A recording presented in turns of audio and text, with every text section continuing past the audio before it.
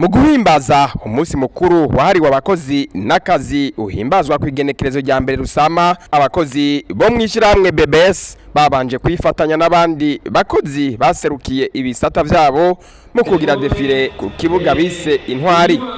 Bashajije mu mwambaro urimwo amabara aranga iryo shirahamwe, bari bafise ivyandiko bivuga ivyo bakora bijanye cane no gutanga internet biciye ku muhora wa fibre optique, harimwo ugukwiragiza interconnexion bita transmission des données mu rurimi rw'igifaransa mu mabanki, ama microfinance no mu bindi bisata vyagutse vyo mu gihugu. Bari bafise kandi ibiranga iryo shirahamwe. Ubu umuhora waryo ugeze mu bisagara bitari bike vy'igihugu no hagati mu gihugu. Kuri stade intwari rero ibirori vyari bihagarariwe n'icegera c'umukuru w'igihugu Prosper Bazombanza. Bavuye muri iyo defile, abo bakozi ba BBS baciye baja mu kibanza cari categuwe kubandanya bahimbarizaho uwo musi mukuru wahariwe abakozi, ari naho baronse akanya gakwiye ko kuyaga.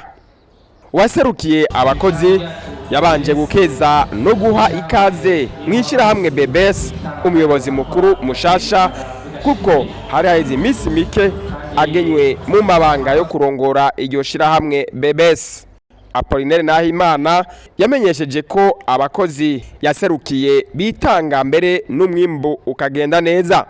Umuyobozi mukuru Diègue NIFASHA mw'ijambo nawe yashikirije yarashimye ko abakozi bitanga, ariko acamenyesha ko umurindi abakozi bariko mu gukora ugiye kwiyongera kurusha. Diègue NIFASHA yamenyeje ko ishirahamwe BBS rifise uruhara rudasanzwe mu gihugu c'u Burundi mu gufasha kuduza urugero abarundi bakiriko rw'ibice 28% mu bijanye no gukoresha ubuhinga bwa none, taux de pénétration d'internet mu rurimi rw'igifaransa. Narijya mu ntumbero igira 8 muri ca gitabo ca yambona kazoza bitekanijwe ko mu mwaka wa 2040 ugukoresha ubuhinga bwa none bitegerezwa kuzoba bigeze ku rugero rwa 90%. Ati ntibikwiye ko imbona kazoza biguma ari ruririmbo gusa, ishirahamwe BBS ritegerezwa gukora ibishoboka bikazoja mu ngiro muri ico gisata, gutyo rifashe mu gutegura kazoza ku Burundi. Abakozi b'iryo shirahamwe bahamagariwe kongereza umurindi kurusha babera akarorero ayandi mashirahamwe. Diègue NIFASHA yamenyeje kandi ko umwimbu ubaye mwinshi cyane n'abakozi bizobagarukeko mu kwikenura no kubaho neza. Ico nashaka kubabwira nuko izo nguvu kugira bikunde bizotuvako. Imishahara mufise, imishahara dufise, ndayi imishahara imaze n'imyaka 10. Hari byinshi takiri adapte ku buzima bw'ino minsi.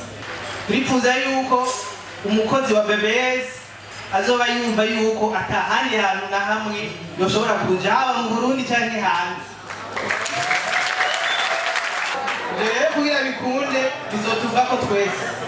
Ndashaka yuko dukora ibintu bituma mafisi ibintu ngenda kwerekana gutya imbere ya conseil d'administration, abo ati ngibi ibintu twakoze nderekana yuko turi kurindi muri, dukeneye yuko abakozi bafatwa neza, bakumva yuko bari stabilize mu kazi, kandi bakumva yuko bashigikiwe, bakunda igihugu naco kikabakunda. Ico je ndakibemere, ariko ndabasaba ko mushigikira kandi nzobereka ingene tubikora. Muzobibona mu ma service atandukanye, hazoba ibintu byinshi bihinduka ingene twahora dukora.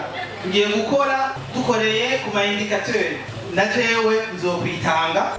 Uwo musi mukuru mpuzamakungu w'abakozi n'akazi uno mwaka 2026 hano mu Burundi wahimbajwe ku civugo kivuga kiti ibikorwa n'iryo teka umurundi wese akoresha impano yiwe mu kubaka imbona kazoza.